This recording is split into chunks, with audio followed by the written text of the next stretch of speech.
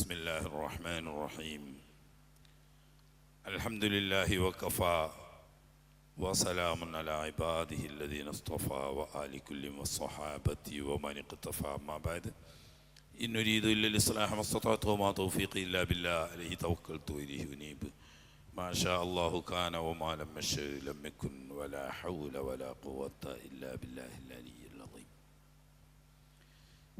പ്രിയ സഹോദരങ്ങളെ, അഷ്റഫുൽ ഖൽഖ് സ്വല്ലല്ലാഹു അലൈഹി വസല്ലമ തങ്ങൾ മസ്ജിദുൽ ഖുബ നിലകൊള്ളുന്ന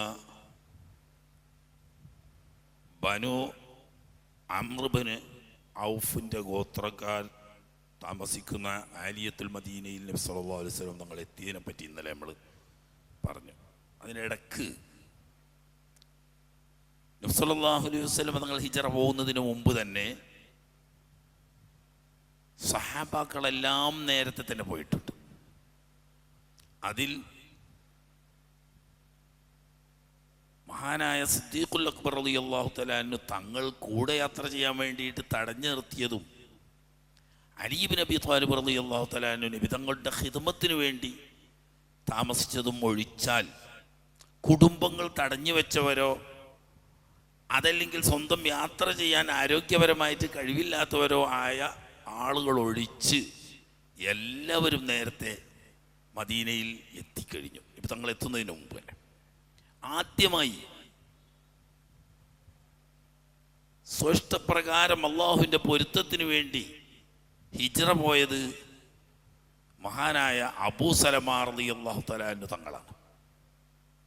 അതിൻ്റെ ഏതാനും മുമ്പ് 12 ആളുകൾ വന്ന് വിശ്വസിക്കുകയും അവർ നബി സല്ലല്ലാഹു അലൈഹി വസല്ലം തങ്ങളുമായി ബൈഅത്ത് ചെയ്യുകയും ചെയ്ത് തിരിച്ചു പോയി. അവർ ആവശ്യപ്പെട്ടതനുസരിച്ച് ബഹുമാനപ്പെട്ട മുസ്അബ് ഇബ്നു ഉമൈർ റളിയല്ലാഹു തആല അൻഹു പോയിട്ടുണ്ട്. അത് ദീനി ദഅവത്ത് ലക്ഷ്യം വെച്ചുകൊണ്ട് നബി തങ്ങൾ ഒരു പ്രതിനിധി എന്ന നിലയ്ക്ക് അയച്ചതാണ്. അദ്ദേഹത്തിന് അൽ മുഖ്രി എന്ന പേരിലാണ് മുസ്ലിം ലോകം അറിയപ്പെടുന്നത്. ഖുർആൻ പഠിപ്പിക്കാനും അവിടുത്തെ ജനങ്ങൾക്ക് നേതൃത്വം കൊടുക്കാനും ഇമാമത്ത് നിൽക്കാനും ഒക്കെ നമ്മൾ നേരത്തെ സൂചിപ്പിച്ചതുപോലെ ഔസും ഖസറജും ഇസ്ലാമിലേക്ക് വന്നെങ്കിലും സമീപകാലത്ത് നടന്ന യുദ്ധത്തിൻ്റെ പേരിൽ മുറിവ് ഉണങ്ങാതെ നിൽക്കുന്ന മനസ്സുകളായതുകൊണ്ട് ഒരു ഔസുകാരൻ ഇമാമിക്കുമ്പോൾ സ്വാഭാവികമായും ഖസറജുകാരൻ ഇമാമത്ത് നിൽക്കുമ്പോൾ ഔസുകാരനും തുടരാൻ ചെറിയ മാനസിക പ്രശ്നം ഉണ്ടെന്ന്. ഈ പ്രശ്നം പരിഹരിക്കലും അതോടുകൂടി ശാസ്ത്രീയമായ ദഅവത്തിന് നേതൃത്വം കൊടുക്കലും ലക്ഷ്യം വെച്ചുകൊണ്ടാണ് ബഹുമാനപ്പെട്ട മുസ്അബ് ഇബ്നു ഉമർ റളിയല്ലാഹു അൻഹു നേരത്തെ പോയത്. ഇങ്ങനൊരു സംഘം മുസ്ലിങ്ങൾ യസ്രിബിലുണ്ട് എന്നറിഞ്ഞ് നേരത്തെ 1ഉം 2ഉം ഹിജ്റ ഹബശയിലേക്ക് പോയി തിരിച്ചു വന്ന ബഹുമാനപ്പെട്ട ഉമ്മു സലമ ബീവിയും ഉമ്മു സലമ ബീവിയുടെ ഭർത്താവാവുന്ന അബൂ സലമയും മകനും സ്വന്തമായി ഒരൊട്ടകപ്പുറത്ത് മോനെയും ഭാര്യയെയും ഇരുത്തി അബൂ സലമ റളിയല്ലാഹു തആല അൻഹു ഒട്ടകത്തിൻ്റെ കയറും പിടിച്ച് പുറപ്പെട്ടു.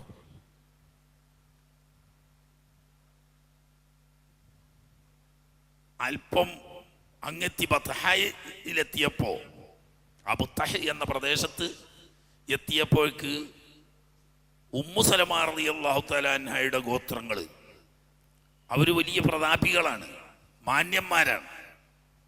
അവർ വന്നിട്ട് മുന്നിൽ തടഞ്ഞിട്ട് പറഞ്ഞു, നീ ഞങ്ങൾ പറഞ്ഞാൽ കേൾക്കൂല,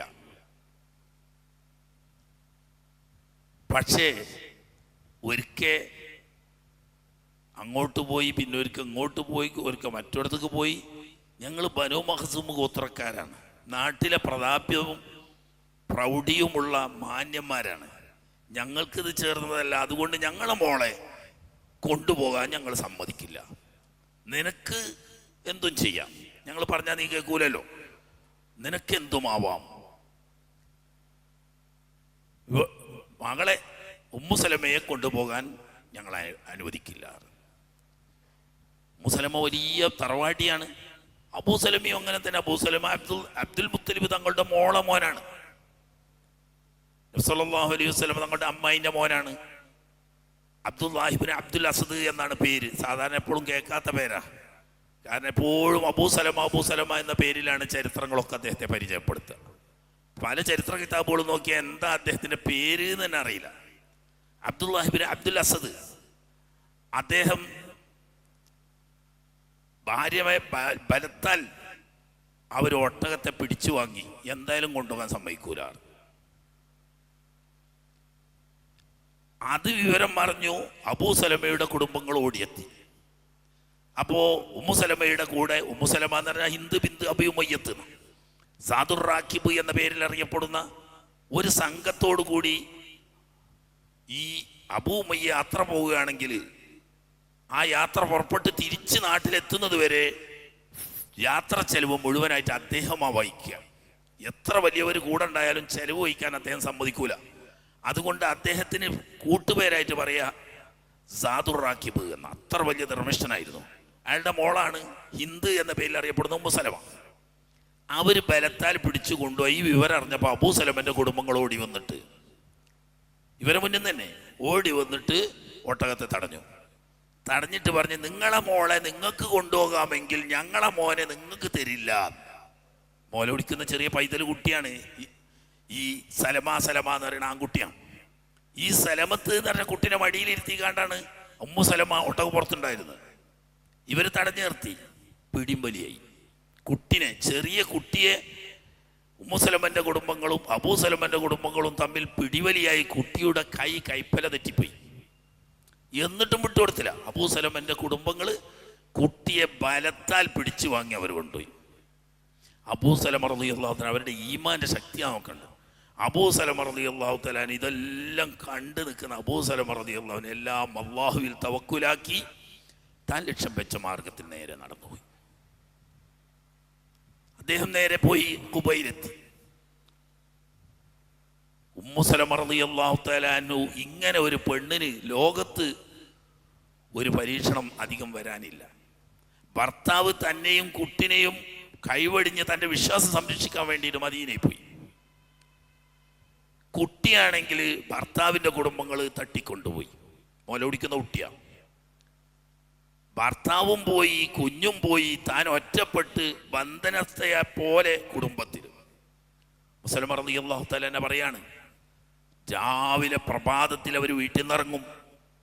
തൻ്റെ കുഞ്ഞിനെയും തൻ്റെ ഭർത്താവിനെയും തനിക്ക് നഷ്ടപ്പെട്ട അബൂത്തഹൽ വരും. രാവിലെ ഇരുന്ന് ആ കരഞ്ഞ്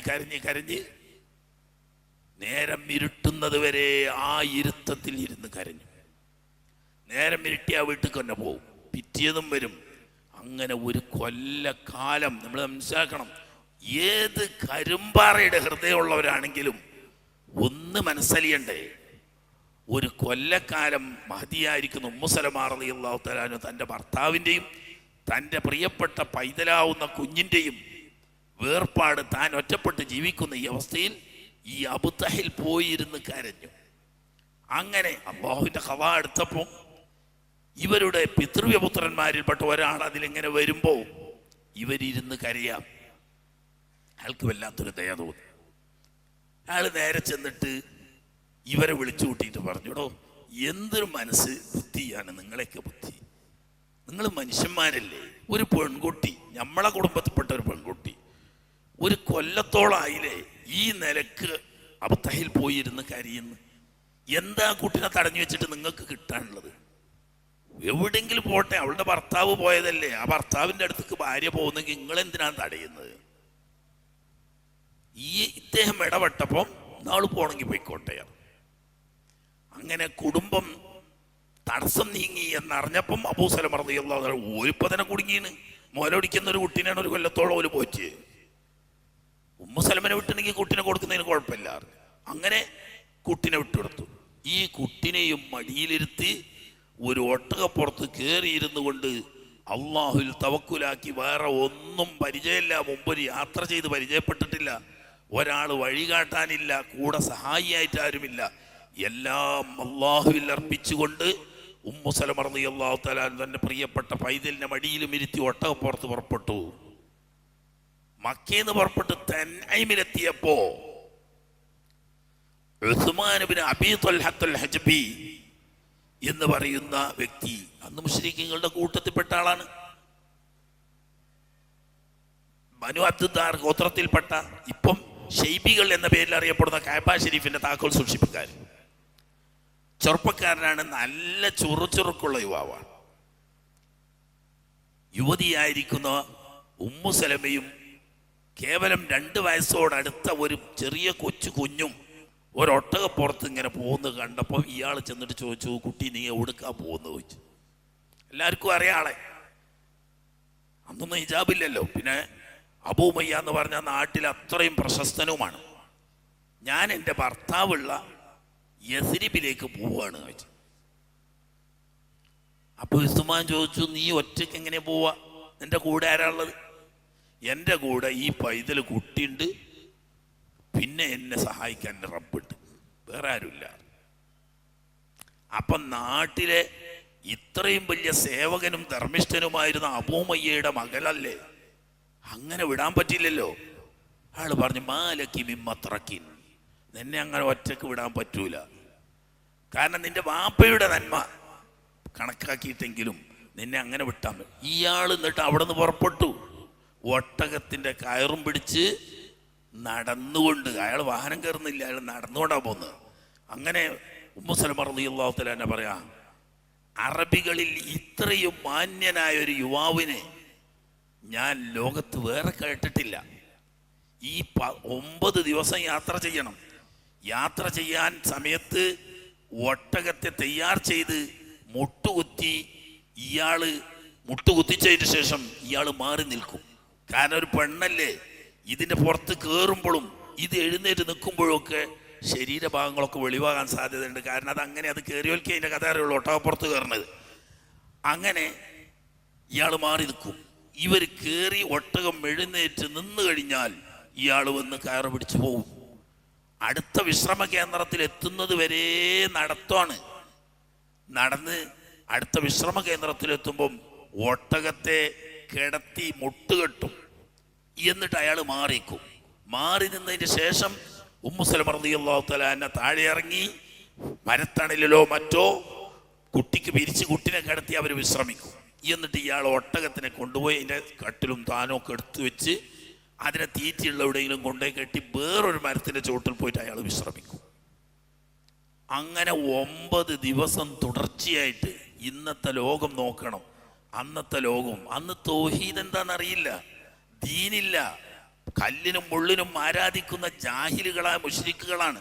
പക്ഷേ മാന്യ തറവാട്ടിൽപ്പെട്ട അതിസുന്ദരിയായ ഒരു യുവതി, ചെറിയ 2 വയസ്സ് തികയാത്തൊരു പൈതൽ കുട്ടിയല്ലാതെ വേറെ ആരുമില്ല, 9 ദിവസം രാവും പകലും ഒന്നിച്ച് യാത്ര ചെയ്തിട്ട് ഒരു വാക്ക് പോലും അനാവശ്യമായത് പറയുകയോ ഒന്ന് നോക്കുകയോ പോലും ചെയ്യാതെ ഖുബയിലെത്തി. ഖുബ അങ്ങനെ നോക്കിയാ കാണുന്നോടത്ത് എത്തിയപ്പോൾ ഇയാൾ ചൂണ്ടിയിട്ട് പറഞ്ഞു, ആ കാണുന്ന ഗ്രാമമുണ്ടല്ലോ, അതാണ് ഖുബ, അവിടെയാണ് നിന്റെ ഭർത്താവുള്ളത്. അള്ളാഹു അനുഗ്രഹിക്കട്ടെ, ഇനി പോയിക്കോളി. അവിടുന്ന് തിരിച്ചുപോയി. അരക്കാശ് കൂലില്ല. അന്നത്തെയൊക്കെ മാന്യത യഥാർത്ഥത്തിൽ ഇന്ന് ഇല്ലാന്ന് തന്നെ പറയണം. നമ്മൾ അറിവൊരുപാടുണ്ട്, മോമിനീങ്ങളാണ്, മുസ്ലിമീങ്ങളാണ്, മാന്യന്മാരാണെന്നൊക്കെ പറയും. ഇങ്ങനെയൊരു സാഹചര്യം വന്നെങ്കിലേ ചില മൂല്യങ്ങൾ അവർ മുറുകെ പിടിച്ചിരുന്നു അന്ന് എന്നാണ് ഇന്ന് മനസ്സിലാണ്. ഇന്നലെ നമ്മൾ പറഞ്ഞല്ലോ, വീട് വളഞ്ഞ് രാത്രി ഉറക്കമൊഴിച്ച് കാത്തിരിക്കുമ്പോഴും ചുമര് ചാടി അപ്പുറം കയറാനേ ഉള്ളൂ, ചെറിയ ചുമരാണ്. പക്ഷേ അകത്തിരിക്കുന്ന സ്ത്രീകൾ പേടിക്കുമെന്നും അവരെ ബുദ്ധിമുട്ടിക്കുമെന്നും മനസ്സിലാക്കിയിട്ട് അത് നമുക്ക് തറവാടിന് ചീത്തപ്പേരാണെന്ന് പറഞ്ഞ് നേരം പുലരുന്നവരെ കാത്തിക്കാനുള്ള ഒരു മാന്യത അവർക്കുണ്ടായിരുന്നു. ചുരുക്കട്ടെ, ഇങ്ങനെ പിന്നീട് ഓരോരുത്തരായി പോയി. ഉമറുൽ ഫാറൂഖ് റളിയല്ലാഹു തആല അൻഹു അല്ലാത്ത പോയവരൊക്കെ രഹസ്യമായിട്ടാണ് പോയത്. ആരും പബ്ലിക്കായിട്ട് പറഞ്ഞു പോയിട്ടില്ല.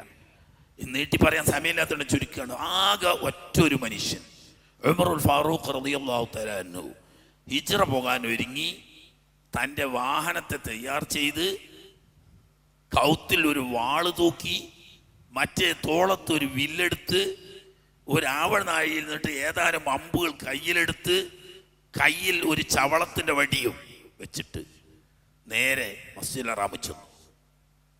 എല്ലാവരും കാണെ തവാഫ് ചെയ്തു, 2 റക്അത്ത് നിസ്കരിച്ചു. എന്നിട്ട് കൂട്ടം കൂട്ടമായിരിക്കുന്ന എല്ലാ സ്ഥലത്തും എന്നിട്ട് പറഞ്ഞു, ഷാഹത്തിൽ വുജൂഹ്, ഷാഹത്തിൽ വുജൂഹ്, മുശ്രിക്കുകൾ മുഖം കെട്ടുപോട്ടെ, ഷാഹത്തിൽ വുജൂഹ് എന്ന് പറഞ്ഞതിന് ശേഷം പറഞ്ഞു, നിങ്ങൾക്കാർക്കെങ്കിലും ഭാര്യമാരെ വിധവകളാക്കാൻ ആഗ്രഹമുണ്ടെങ്കിൽ, മക്കളെ യതീമാക്കണം എന്ന് താല്പര്യമുണ്ടെങ്കിൽ, ഉമ്മാക്ക് മോനില്ലാതാവണം എന്ന് ആശയുണ്ടെങ്കിൽ, ഹറമിൻ്റെ അതിർത്തി കഴിഞ്ഞിട്ട് തന്നിമീൽ വന്നോ, ഞാനുണ്ടാവും അവിടെ, ഞാൻ മദീനത്തേക്ക് പോവുകയാണ്. ഒരു കുട്ടിയും പ്രതികരിക്കുകയോ ആരും കൂടെ പോവുകയോ ചെയ്തില്ല. പക്ഷേ സ്വന്തം യാത്ര ചെയ്യാൻ കഴിയാത്ത, വഴി അറിയാത്ത കുറച്ച് സാധുക്കളായ മോമിനിയങ്ങൾ ചെന്നിട്ട് കാര്യങ്ങൾ അന്വേഷിച്ചു. അങ്ങനെ അബൂജഹലിൻ്റെ ഉമ്മത്ത് സഹോദരൻ അയ്യാഷ് ബിൻ അബീ റബീഅ റളിയല്ലാഹു തആല അൻഹുവും അബൂജഹലിൻ്റെ തന്നെ നേരെ അനുജൻ ഹിശാം ബിൻ അംറും അവർ ഇസ്ലാം സ്വീകരിച്ച് ഉമറുൽ ഫാറൂഖ് റളിയല്ലാഹു തആല അൻഹുവിൻ്റെ കൂടെ ഹിജ്റ പോകാൻ തയ്യാറായതാണ്. പക്ഷേ അവർ കുടുംബക്കാർ എങ്ങനെയോ വാർത്ത ചോർത്തി Hisham bin Amr തടവിലായി. Ayyash bin അബീ റബീഅ എത്തി.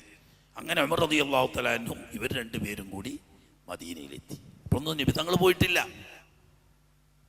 അവിടെ എത്തി ഉടനെ അബൂജഹലും ഉമ്മത്തെ വേറൊരു സഹോദരനും കൂടി മദീനയിൽ ചെന്നിട്ട് അയ്യാഷ് ബിൻ അബീ റബീഅത്തിനോട് പറഞ്ഞു, മോനെ നീ എന്താ അബദ്ധ ചെയ്ത്? നിന്റെ ഉമ്മ ശപഥം ചെയ്തിരിക്കുകയാണ്, നിന്നെ കണ്ടെങ്കിലല്ലാതെ ഇനി ആ മുടിയിൽ എണ്ണ ഇടുകയോ മുടി ചീകുകയോ ചെയ്യില്ല, വെയിലത്ത് നിൽക്കും, ഇരിക്കൂല, വെള്ളം കുടിക്കാതെ മരിക്കും. അങ്ങനെ നീ മടങ്ങി വരുന്നില്ലെങ്കിൽ നിനക്ക് ഉമ്മയെ കൊന്നു എന്നുള്ള ചീത്തപ്പേര് കിട്ടും.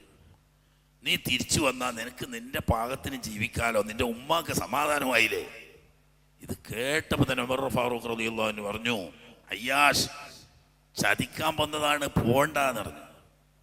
അല്ല, ഉമ്മാന്റെ സത്യമല്ലേ, അത് പാലിക്കാം എന്ന് പറഞ്ഞപ്പോൾ പറഞ്ഞു, എടാ എന്ത് ഉമ്മാന്റെ സത്യം?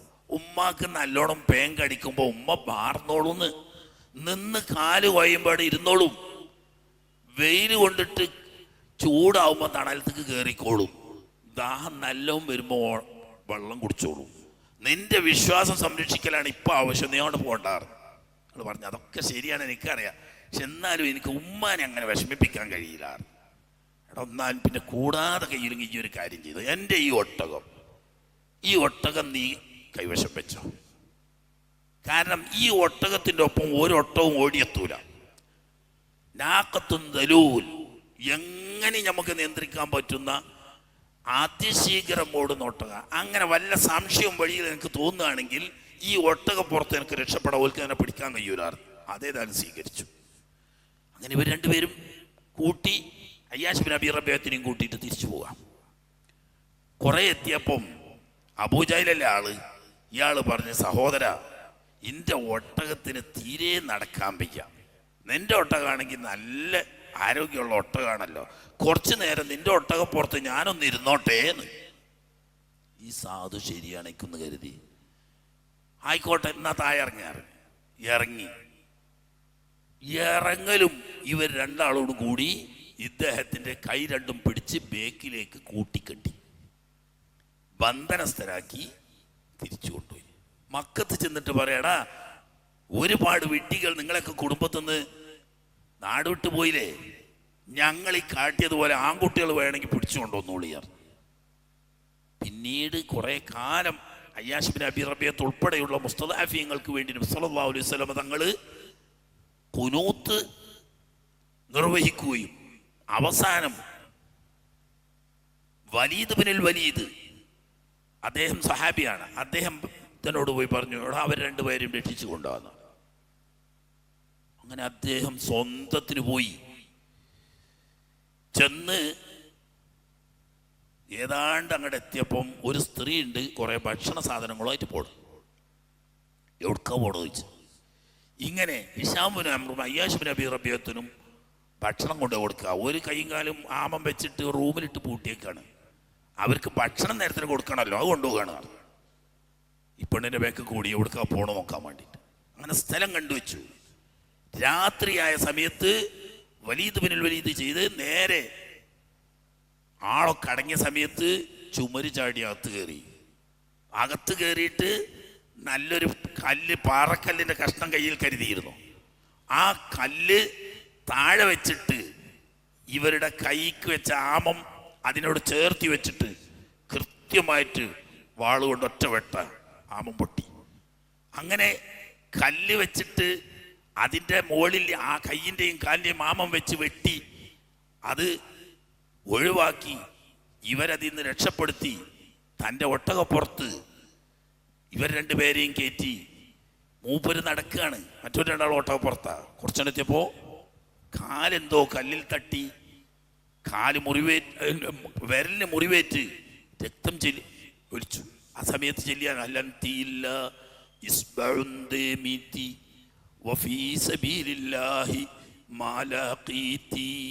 ഈ വ്യക്തി പിന്നെ പലപ്പോഴും നബി സല്ലല്ലാഹു അലൈഹി വസല്ലം തങ്ങൾ ഉൾപ്പെടെ പലരും പിന്നെ ഏറ്റുപാടിയിട്ടുണ്ട് പല സന്ദർഭങ്ങളിൽ. ഏതായാലും ഇങ്ങനെ ഹിജ്റ സഹാബത്തെല്ലാം ഏതാണ്ട് എല്ലാവരും പോയി. അതിന് ശേഷമാണ് നബി സല്ലല്ലാഹു അലൈഹി വസല്ലം തങ്ങൾ മദീനയിലെത്തി.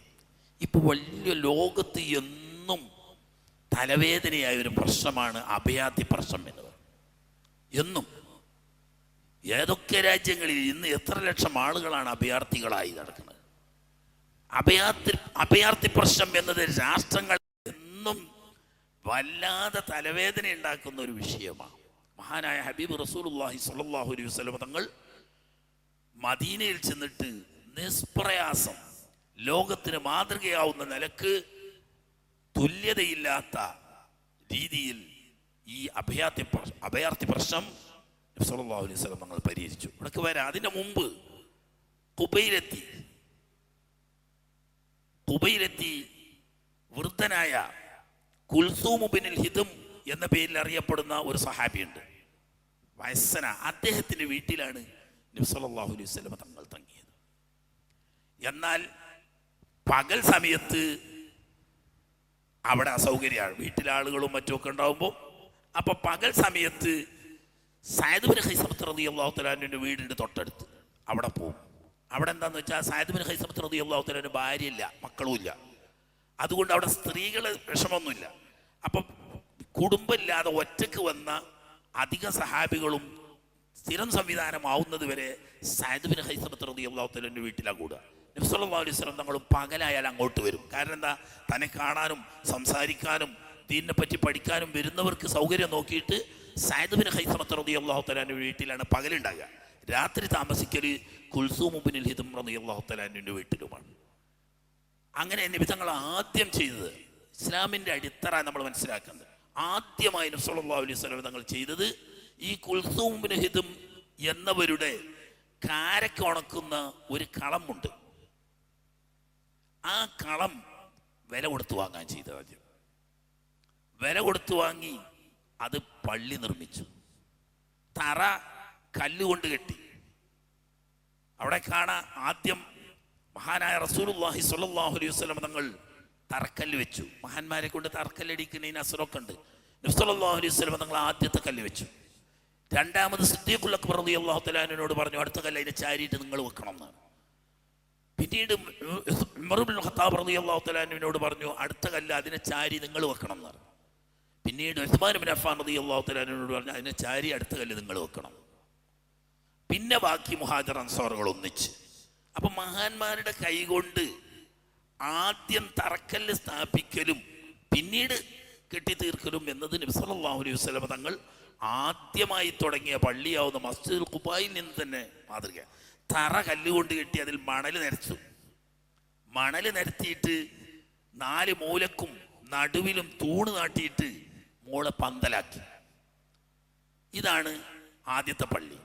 അങ്ങനെ 3 ദിവസമാണ്. പല അഭിപ്രായങ്ങളും ഉണ്ടെങ്കിലും നബി സല്ലല്ലാഹു അലൈഹി വസല്ലം തിങ്കളാഴ്ചയാണ് അവിടെ എത്തിയത്. തിങ്കളാഴ്ച എത്തിയ അന്നും ചൊവ്വ, ബുധൻ, വ്യാഴം 3 ദിവസങ്ങൾ അവിടെ താമസിച്ചു. വെള്ളിയാഴ്ച കാലത്ത് വെയിലുദിച്ച് അല്പം ഉയർന്ന സമയത്ത് ബനു നജ്ജാർ ഗോത്രക്കാരുടെ അടുത്തേക്ക് നബി സല്ലല്ലാഹു അലൈഹി വസല്ലം തങ്ങൾ ആളയച്ചു. ഇപ്പൊ മദീന പട്ടണത്തിലെത്തിയിട്ടില്ല, ഖുബയിലെത്തിയിട്ടുള്ളൂ. പട്ടണത്തിൽ പ്രവേശിക്കാൻ വേണ്ടി പുറപ്പെടുന്നതിന് മുമ്പ് ബനു നജ്ജാറുകാർക്ക് വിവരം അറിയിച്ചു. നബി തങ്ങളുടെ ഉപ്പാപ്പ എൻ്റെ അമ്മാവന്മാരുമാണ്.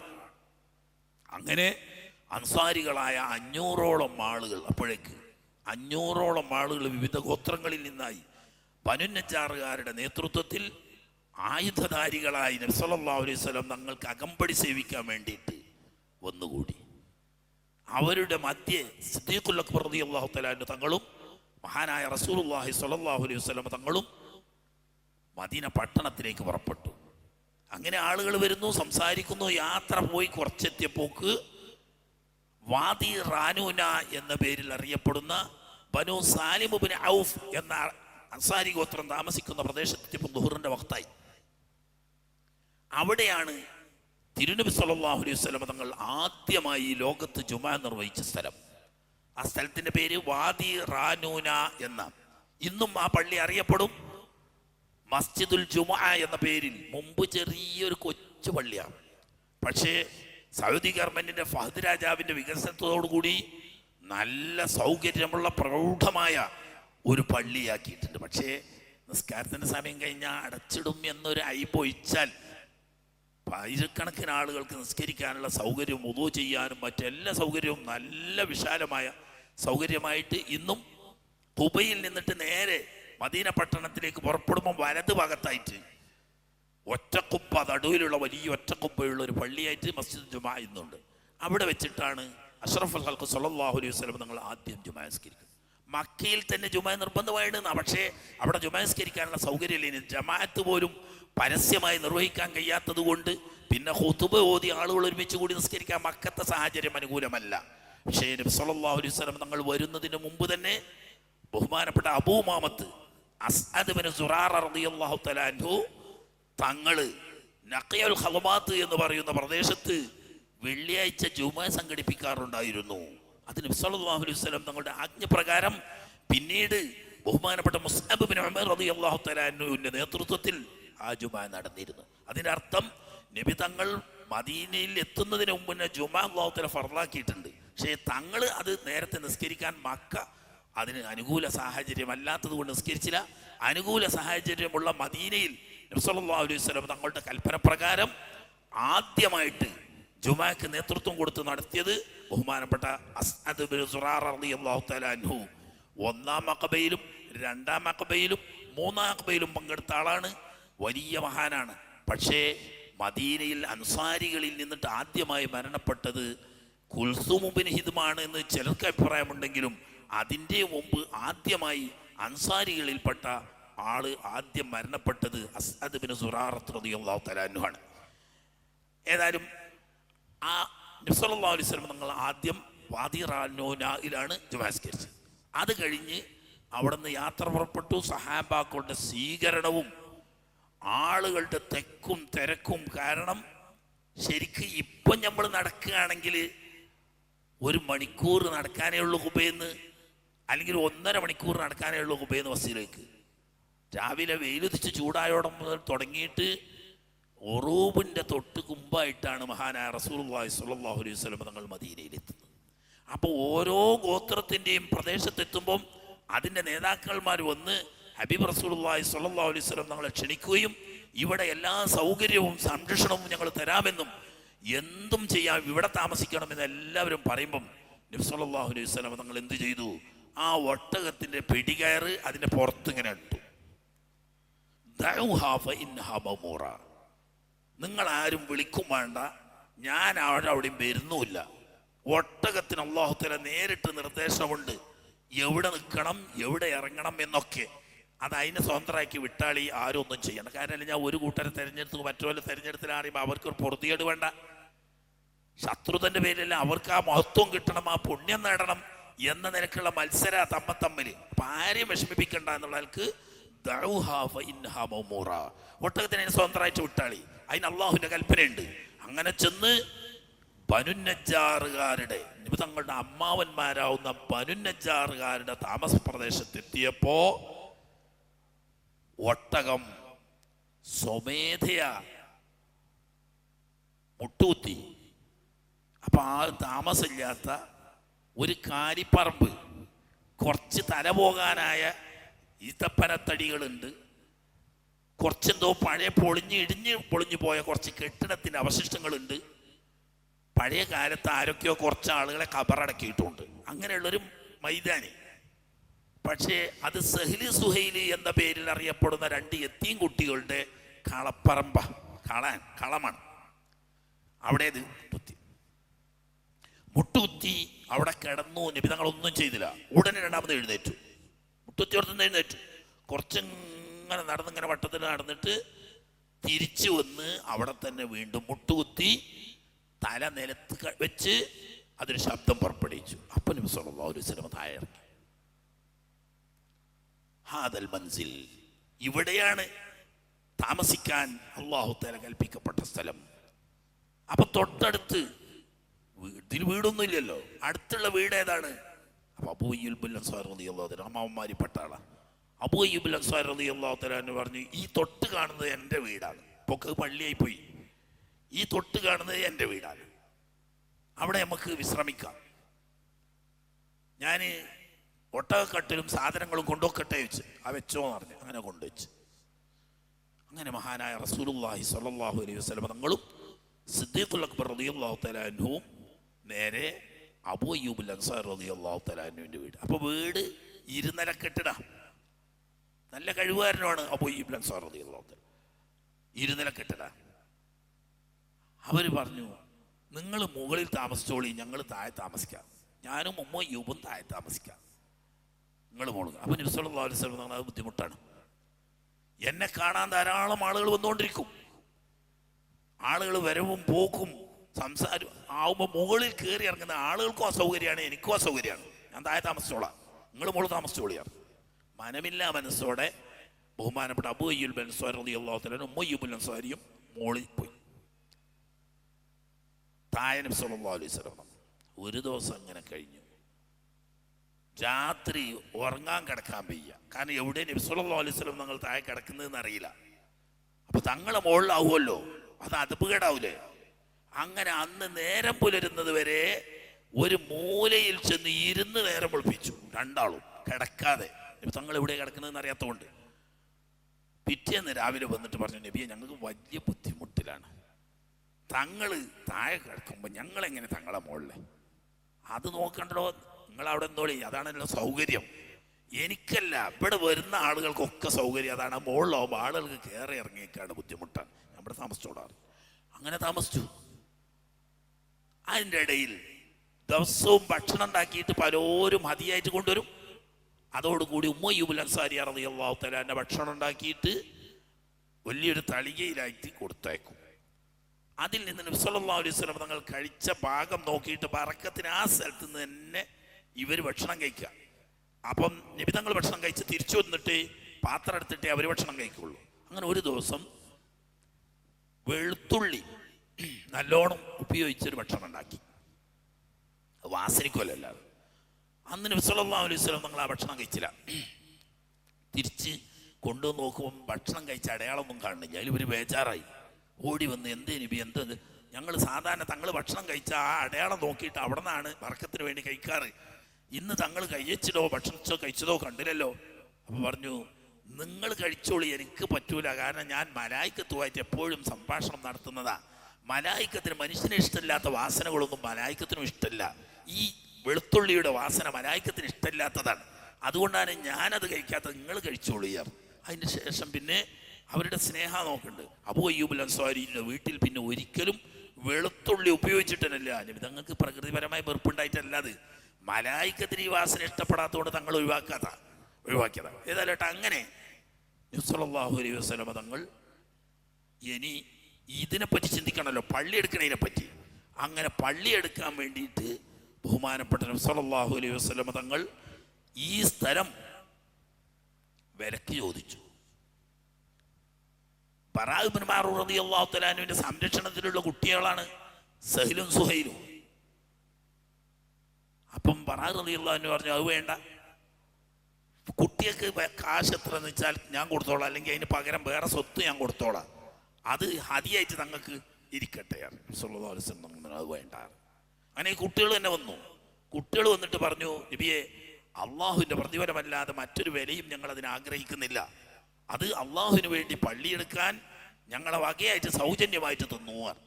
സല്ലല്ലാഹു അലൈഹി വസല്ലം ഞങ്ങൾ പറഞ്ഞത് വേണ്ട, സൗജന്യമായിട്ടുള്ളത് വേണ്ട. ഇവിടെ മാർക്കറ്റിൽ ആ സ്ഥലത്തിന് എന്ത് വില കിട്ടും, ആ വില നോക്കിയിട്ട് ആ വില വാങ്ങണം. അപ്പൊ നോക്കുമ്പോ ഒന്ന് 10 സ്വർണ്ണ നാണയം വില പിടിക്കുന്ന സ്ഥലമാണ്. സിദ്ദീഖുൽ അക്ബർ റളിയല്ലാഹു തആല അൻഹു തൻ്റെ കൈവശത്തിലുള്ള പണത്തിൽ നിന്നും 10 സ്വർണ്ണ നാണയം കൊടുത്ത് കുട്ടികളോട് ആ സ്ഥലം വാങ്ങി. ആ സ്ഥലം വാങ്ങി പള്ളി നിർമ്മിക്കാൻ വേണ്ടിയിട്ട് ആദ്യമായി ചെയ്തത്, ഈ പഴയ കെട്ടിടത്തിൻ്റെ തറ അവിടെ ബാക്കിയുള്ളതൊക്കെ തട്ടിപ്പൊളിച്ച് നിരത്തി, ഈ ഈത്തപ്പന തടികളെല്ലാം മുറിച്ച് മാറ്റി, പഴയ കബറുകളൊക്കെ പൊളിച്ച് അതിൽ ചുരുക്കം ചെയ്തതിൽ ചില എല്ലിൻ്റെ അല്പം അവശിഷ്ടങ്ങളുള്ള സ്ഥലം മാറ്റി കുഴിച്ചിട്ടു. സ്ഥലം നിരപ്പാക്കി. സ്ഥലം നിരപ്പാക്കിയതിന് ശേഷം നബി സല്ലല്ലാഹു അലൈഹി വസല്ലം തങ്ങളും മുഹാജിറുകളും അൻസാറുകളും ഒന്നിച്ച് പള്ളിപ്പണിക്ക് നേരിട്ടിറങ്ങി. ആരും കൂലിപ്പണി എടുത്തിട്ടില്ല. മഹാനായ റസൂലുള്ളാഹി സ്വല്ലല്ലാഹു അലൈഹി വസല്ലം തങ്ങൾ ആദ്യമായി സ്വന്തം മുണ്ട് എടുത്ത് മാറ്റിവെച്ച് കല്ലെടുക്കാൻ വേണ്ടിയിട്ട് ഇറങ്ങിയപ്പോൾ സഹാബത്ത് എല്ലാവരും ഒരേ നിലക്ക് അങ്ങനെ തറകീറി 3 മുഴം പൊക്കത്തിൽ തറ കെട്ടി. അത് പള്ളിക്കൊരു പ്രത്യേകത തന്നെ. ഇപ്പം നമ്മുടെ നാട്ടിൽ പൊതുവെ അത് കുറഞ്ഞു വന്നു. പള്ളി നമ്മൾ പെരക്കൊക്കെ തറയിടുമ്പോൾ ഒരു 1.5 അടി അല്ലെങ്കിൽ 2 അടി ഉയരത്തിൽ, 3 മുഴം ഉയരത്തിൽ. വടക്കോട്ടൊക്കെ പോയപ്പോഴും ആ ഉയരം നല്ലോണം കാണുന്നുണ്ട്. അതെന്താന്ന് വെച്ചാൽ അടിയിൽ നിന്നുള്ള ചളിയോ അഴുക്കോ ഒലിപ്പ് വെള്ളമോ ഒലിച്ചു വരാതിരിക്കാനും, അതുപോലെ തന്നെ കണ്ട പട്ടികളും മറ്റും ഓടിക്കേറി വരാതിരിക്കാനും, ഇഴജന്തുക്കളും മറ്റുമൊക്കെ പെട്ടെന്ന് പ്രവേശിക്കാതിരിക്കാനും ഒക്കെ പള്ളിയുടെ ഹുർമത്ത് പാലിക്കാൻ വേണ്ടിയായിരിക്കാം. മറ്റേ വീട്ടിനൊന്നും 3 മുഴം ഉയരത്തിൽ തറ കെട്ടിയതായിട്ട് എവിടെയും ചരിത്രത്തിൽ പഴയ കാലത്ത് കാണുന്നില്ല. പള്ളിക്ക് 3 മുഴം ഉയരത്തിൽ തറ കെട്ടി. ആ തറയിൽ നന്നായി മണൽ വിരിച്ചു. വേറെ സംവിധാനമൊന്നുമില്ല, മണൽ വിരിച്ചു. ആദ്യമായി 80 മുഴം നീട്ടവും 60 മുഴം വീതിയിലുമാണ് മസ്ജിദ് നബവി സല്ലല്ലാഹു അലൈഹി വസല്ലം ഞങ്ങൾ ആദ്യമായി നിർവഹിച്ചത്. അങ്ങനെ ഈ മുറിച്ചിട്ട ഈത്തപ്പന തടികളെല്ലാം ഖിബിലയുടെ ഭാഗത്ത്, അപ്പോൾ വടക്കോട്ട, അന്ന് ഖിബില ബൈത്തുൽ മഖ്ദിസിലാണല്ലോ, വടക്ക് ഭാഗത്തേക്ക് ഖിബിലയാക്കി. ആ ഭാഗത്തൊരു മറ എന്ന നിലക്ക് ഇതിങ്ങനെ അട്ടിയായിട്ട് അടുക്കി വെച്ചു. ഈ മുറിച്ച ഈത്തപ്പന തടികളൊക്കെ അട്ടിയായിട്ട് അടുക്കി വെച്ചു. എന്നിട്ട് തൂണുകൾ വെച്ചിട്ട് ഈത്തപ്പന ഓല കൊണ്ട് പന്തലിട്ടു. ഒരാൾ കയറി നിന്ന് കൈ ഇങ്ങനെ പൊക്കിയാൽ ആ പന്തൽ കൈകൊണ്ട് തൊടാൻ. അത്രയും ലളിതമായ നിലക്കുള്ള പള്ളി. അന്ന് ചുമരൊന്നും കെട്ടിയിട്ടില്ല. ആദ്യഘട്ടത്തിൽ ചുമര് കെട്ടിയിട്ടില്ല, തറ മാത്രം കെട്ടി അതിൽ മണ്ണ് നിറച്ച് ഈത്തപ്പന തടി കൊണ്ട് തൂണുകൾ നാട്ടി അതിൻ്റെ മോള് ഓല മേഞ്ഞുകൊണ്ട് പന്തൽ മാത്രമാക്കിക്കൊണ്ടാണ് ലോകത്തെ അള്ളാഹു ആദരിച്ച പള്ളികളിൽ 2ാമത്തെ പള്ളിയാവുന്ന മസ്ജിദുൽ ഹറാം കഴിഞ്ഞാൽ ലോകത്തെ ഏറ്റവും ആദരണീയമായ പള്ളിയാവുന്ന മസ്ജിദുൻ നബവി ഇത്രയും ലളിതമായ രീതിയിൽ മഹാനായ അഷ്റഫുൽ ഖൽഖ് സല്ലല്ലാഹു അലൈഹി വസല്ലം നേതാക്കന്മാർക്ക് മാതൃകയാണ്. ആദ്യം നബി സല്ലല്ലാഹു അലൈഹി വസല്ലം തങ്ങൾ ഇറങ്ങിയിട്ട് കല്ലെടുത്ത് ചുമലിലേറ്റി കൊണ്ടുപോകുമ്പോൾ സഹാബത്ത് ഓടി വന്നിട്ട് പറയാം, ഓരോരുത്തരും വന്നിട്ട് പറയാം, നബിയെ തങ്ങൾ അവിടെ വിശ്രമിച്ചോളി, ഞാൻ എടുത്തോളാം തങ്ങൾക്ക് വേണ്ടി. നബി സല്ലല്ലാഹു അലൈഹി വസല്ലം നിനക്ക് വേണമെങ്കിൽ നീ വേറെ കല്ലെടുത്തോ, ഇത് എനിക്കാണ്. അള്ളാഹുവിൻ്റെ പ്രതിഫലം എനിക്കും ആവശ്യമാണ്. നിങ്ങൾക്ക് മാത്രം കൂലി കിട്ടിയാൽ പോരാ, എനിക്കും വേണം കൂലി കിട്ടാൻ. അങ്ങനെ അമ്മാർ ഇബ്നു യാസിർ റളിയല്ലാഹു തആല അൻഹു ഒന്ന് തനിക്കും ഒന്ന് നബി തങ്ങൾക്കും എന്ന് പറഞ്ഞ് 2 കല്ല് ചുമക്കാൻ തുടങ്ങി. 2 കല്ല് എന്തിനാ? നബി തങ്ങളുടെ ഞാനും കൊണ്ടോട്ടെ. അപ്പോൾ നബി സല്ലല്ലാഹു അലൈഹി വസല്ലം തങ്ങൾ അമ്മാർ നിങ്ങൾക്ക് കയ്യെങ്കിൽ 2ഉം കൊണ്ടുപോയിക്കോളി. നിങ്ങൾ 2 കല്ല് ചുമന്നാൽ എല്ലാവർക്കും കിട്ടുന്നതിൻ്റെ ഇരട്ടി കൂലി നിങ്ങൾക്ക് കിട്ടും. പക്ഷേ എനിക്ക് കൂലി കിട്ടണമെങ്കിൽ ഞാൻ തന്നെ ചെയ്യണമല്ലോ, അതുകൊണ്ട് ഞാൻ തന്നെ കല്ലെടുക്കുക. നബി സല്ലല്ലാഹു അലൈഹി വസല്ലം തങ്ങളുടെ ശൈലി എല്ലാ രംഗത്തും കാണാം. യുദ്ധരംഗത്താണെങ്കിലും അല്ലാത്ത തൊഴിൽ രംഗത്താണെങ്കിലും പാവപ്പെട്ടവരെ സഹായിക്കുന്ന രംഗത്താണെങ്കിലും പറഞ്ഞ് മറ്റുള്ളവർക്ക് പ്രോത്സാഹനവും പ്രചോദനവും ആകുന്ന കൂട്ടത്തിൽ അതിൽ നിർത്താതെ അവരുടെ മുന്നിലിറങ്ങി പ്രവർത്തിക്കുക. അതാണ് നബി സല്ലല്ലാഹു അലൈഹി വസല്ലം ലഖദ് കാന ലക്കും ഫീ റസൂലില്ലാഹി ഉസ്വത്തുൻ ഹസന.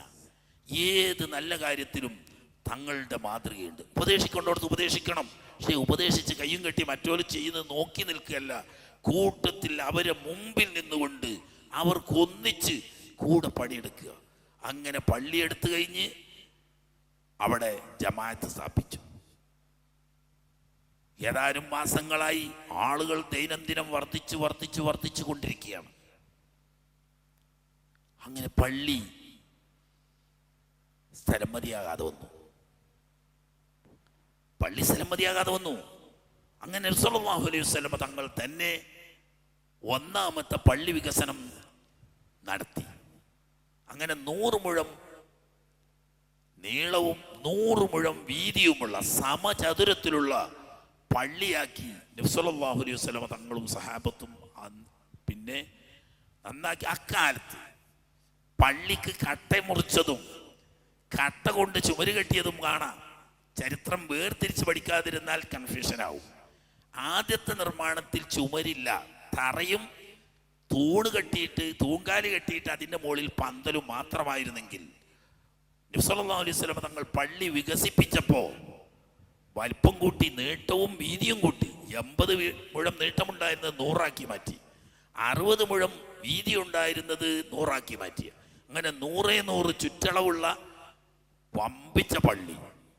ഈ പള്ളിക്ക് ഒരാള് നിന്ന് കൈ ഉയർത്തിയാൽ എത്തുന്ന ഉയരം ചുമര് കെട്ടി. എങ്ങനെ? മണ്ണ് കുഴച്ച് ചവിട്ടി കട്ടയാക്കിയിട്ട്. നമ്മുടെ നാട്ടിലൊക്കെ ഉണ്ടെങ്കിൽ ചിലപ്പോൾ അടുത്ത കാലത്തേക്ക് പോയിട്ടുള്ളൂ. മണ്ണ് ചുടുകട്ടല്ലാതെ വെറും മണ്ണ് പശ കൂട്ടി ചവിട്ടി കുഴച്ച് അത് പെട്ടിയിലിട്ട് കട്ടയാക്കിയിട്ട് ഉണക്കി, ആ ഉണക്കിയ കട്ട ചുമരിൽ വെച്ചിട്ട് അങ്ങനെ കട്ടയുണ്ടാക്കുന്ന പണിയെടുക്കുന്ന സമയത്ത് ത്വൽഖ് ബിൻ അലി റളിയല്ലാഹു തആല യമാമത്തുകാരനാണ്. ഇദ്ദേഹം ഇസ്ലാം മതം സ്വീകരിച്ച് യമാമയിൽ നിന്നിട്ട് മദീനയിലേക്ക് വന്ന ആളാണ്. ആ സമയത്ത് നബി സല്ലല്ലാഹു അലൈഹി വസല്ലം തങ്ങൾ പള്ളി പുനർനിർമ്മാണം നടത്തിക്കൊണ്ടിരിക്കുകയാണ്. മുമ്പ് ഈ വിഷയത്തിൽ വളരെ വിദഗ്ധനാണ്. അപ്പൊ ഇവർക്ക് ഇത് അറിയില്ല, പരിചയം പോരാ, കട്ട മുറിക്കണ പണി. അപ്പൊ ത്വൽഖ് ബിൻ അലി പറഞ്ഞു, നിങ്ങൾ ആ കൈക്കോട്ട് ഇങ്ങോട്ട് തരി, ഞാൻ കാണിച്ചു തരാം, കട്ട മുറിക്കണ പണിയാണ്. അങ്ങനെ അദ്ദേഹം വിദഗ്ധമായ നിലക്ക് മണ്ണ് കൂട്ടി അതിൽ പശയുള്ള കൊഴുപ്പുള്ള സാധനം ഒഴിച്ച് ചവിട്ടി നന്നായി മണ്ണ് പാകപ്പെടുത്തി പെട്ടിയിൽ വെച്ച് കട്ട മുറിച്ചു. അത് ഉണക്കി. ഈ ഉണങ്ങിയ കട്ട കൊണ്ട് ഒരാൾ നിന്ന് കൈ ഉയർത്തിയാൽ എത്തുന്ന ഉയരത്തിൽ പള്ളി ചുമര് മണ്ണിന്റെ കട്ട കൊണ്ട് നബി സല്ലല്ലാഹു അലൈഹി വസല്ലം തങ്ങൾ തന്നെ നിർമ്മിച്ചു. പിന്നെ ഇടക്ക് തടയെ തൂണുകൾ നാട്ടി. ഈ തൂണുമ്പിൽ നിന്ന് മറ്റേ തൂണിലേക്ക് ഈത്തപ്പനയുടെ മടല് വെച്ചിട്ട് ഈത്തപ്പന ഓല കൊണ്ടിട്ട് പന്തലിട്ട്. അപ്പോഴും പള്ളി പന്തൽ തന്നെ. ഇപ്പൊ ഈ പള്ളിയെടുത്ത് വലിയ പള്ളിയായി, ആളുകൾ നിറയായി. ഇതുവരെ നബി സല്ലല്ലാഹു അലൈഹി വസല്ലം തങ്ങൾ ഖുതുബ നിർവഹിച്ചു കൊണ്ടിരുന്നത് ഖിബ്ലയുടെ ഭാഗത്ത് അട്ടിയായിട്ട് വെച്ച ഈ ചുമരിന് പകരം വെച്ചിരുന്ന ഈത്തപ്പന തടികളുടെ കൂട്ടത്തിൽ ഒരു ഈത്തപ്പന തടി ഇങ്ങനെ കുഴിച്ചിട്ട് കുത്തന നിർത്തിയിരുന്നു. ആ തടിമ്പൽ ഇങ്ങനെ ചാരി നിന്നിട്ടാണ് നബി സല്ലല്ലാഹു അലൈഹി വസല്ലം തങ്ങൾ ഖുതുബ നിർവഹിക്കുക. എവിടെ കയറിക്കലൊന്നുമില്ല, നിലത്തന്നെ നിന്നിട്ട് അതിന് അത്ര ആളുള്ളൂ. എന്നിട്ട് ഖുതുബ നിർവഹിക്കും. ഇപ്പൊ പള്ളി വികസിച്ചു, പള്ളി നിറയെ ആളായി. ബേക്കിലുള്ളവർക്ക് കേൾക്കാനും കാണാനും പ്രയാസം അനുഭവപ്പെടുന്നത് കണ്ടപ്പം നബി സല്ലല്ലാഹു അലൈഹി വസല്ലം തങ്ങൾ താല്പര്യപ്പെട്ടതാണ്, ഒരു മെമ്പർ ഉണ്ടാക്കിയാൽ നന്ന്. അങ്ങനെ അൻസാരികളിൽപ്പെട്ട ഒരു വനിത, അവരുടെ ഒരു ആശാരിയാവുന്ന അടിമയുണ്ടായിരുന്നു. അവനെ ഏൽപ്പിച്ച് ദേവദാരു വൃക്ഷം കൊണ്ടുള്ള 3 പടിയും ഇരിക്കാനുള്ള ഒരു സീറ്റുമുള്ള ഒരു മെമ്പർ നിർമ്മിച്ചു. അസ്ലുൽ ഖാബ എന്നാണ്. ഈ ദേവദാരു വൃക്ഷം കൊണ്ട് ഉണ്ടാക്കിയ അതാണ് നബി സല്ലല്ലാഹു അലൈഹി വസല്ലം തങ്ങളുടെ. അത് 3 ചവിട്ടുപടിയും 4-മത്തേൽ ഇരിക്കുന്നതും രീതിയിലാണ്. ആ ആഴ്ച ജുമാക്കായി മഹാനായ റസൂലുള്ളാഹി സ്വല്ലല്ലാഹു അലൈഹി വസല്ലം തങ്ങൾ സാധാരണ ഖുതുബ നിർവഹിക്കൽ ഈ ഈത്തപ്പനത്തടി, ഉണങ്ങിയ ഈത്തപ്പനത്തടി അതിങ്ങനെ കുത്തിവെച്ചിട്ട് അതിൻ്റെ മുകളിൽ ചാരി എന്നിട്ട് ഒരാശ്വാസത്തിൽ. സാധാരണ വീട്ടിൽ നിന്ന് ഇങ്ങനെ ഇറങ്ങി വന്ന് മെമ്പറും കഴിഞ്ഞ് മെഹ്റാബും കഴിഞ്ഞ് പോണല്ലോ മെമ്പറിന്. ഈ മെഹ്റാബിന്റെ തൊട്ട് ചാരിയിട്ടായിരുന്നു ഈ ഈത്തപ്പനത്തടി ഉണ്ടായിരുന്നത്. അത് കഴിഞ്ഞിട്ട് കുറച്ച് ഏതാനും മുഴം അപ്പുറമാണ് നബി സല്ലല്ലാഹു അലൈഹി വസല്ലം നമ്മുടെ മെമ്പറുള്ളത്. ഇപ്പോഴത്തെ അതേ സ്ഥലത്തിന് പള്ളിക്ക് എന്തൊക്കെ പരിഷ്കാരങ്ങൾ വന്നെങ്കിലും മെമ്പറിനൊരു മാറ്റമില്ല. മെഹ്റാബ് നബി തങ്ങളുടെ കാലത്ത് മെഹ്റാബില്ല. ഒരു തൂണ് മാത്രമേ അവിടെയുള്ള, ആ തൂണിൻ്റെ അടുത്ത് നിസ്കരിക്കുകയുള്ളൂ. മെഹ്റാബ് പിന്നീട് പിൽക്കാലത്തിടാൻ നബി തങ്ങളുടെ മെഹ്റാബ് എന്ന് പറഞ്ഞിട്ട് ആളുകൾ ബർക്കത്തിന് വേണ്ടി അവിടെ നിസ്കരിക്കുന്നുണ്ട്, കുഴപ്പമൊന്നുമില്ല. തങ്ങളുടെ കാലത്ത് ആ സ്ഥലത്ത് മെഹ്റാബില്ല. ആ സ്ഥലത്തൊരു തൂണുണ്ടായിരുന്നു. അതിന് പറയാം ഉസ്തുവാനത്ത് മുഹല്ലഖാണ്. ഇപ്പോഴും കാണാം മെഹ്റാബിൽ ഇങ്ങനെ നിൽക്കുമ്പോൾ നേരെ വലത്തെ ഭാഗത്ത് നമ്മളെ നേരെ ചുമലിൻ്റെ ചാരിയിട്ടുള്ള ഒരു തൂണുണ്ട്. അതാണ് ഉസ്തുവാനത്ത് മുഹല്ലഖ. അതിൻ്റെ നേരെയായിരുന്നു മഹാനായ റസൂലുള്ളാഹി സ്വല്ലല്ലാഹു അലൈഹി വസല്ലം തങ്ങൾ നിസ്കരിച്ചിരുന്നത്.